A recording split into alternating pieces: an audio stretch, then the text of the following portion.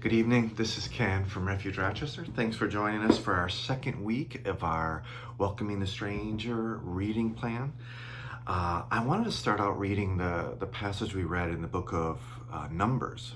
I thought this was an interesting one and kind of encapsulated for me what we were seeing in the passages this week.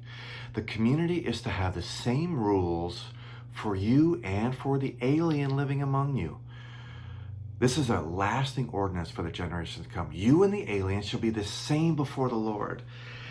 I thought this was interesting this week that throughout these passages, God said, how you harvest your crops, keep in mind the alien.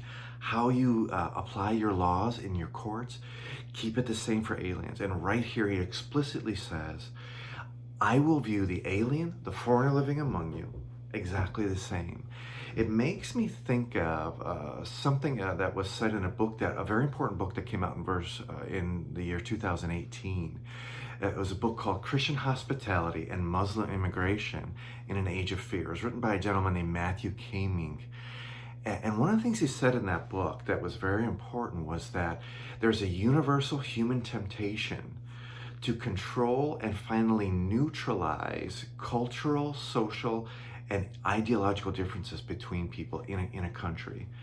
And it seems to me that God, as he helps his people establish themselves as a country in these books of Leviticus, Numbers, and Deuteronomy, he's saying to them, be careful of this human tendency to treat foreigners and people who are different than you differently, both legally and how you live.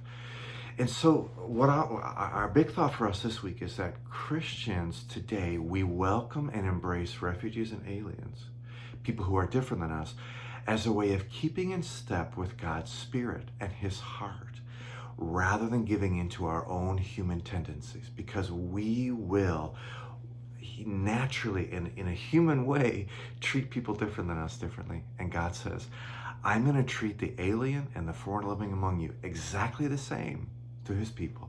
So we as Christians, we love and embrace refugees as a way of keeping in step with God's heart rather than giving into our own human tendencies. I hope you enjoy this week. I hope you keep reading and praying. We gave you some ways to pray this week. And I hope you join us next week. Thanks. God bless.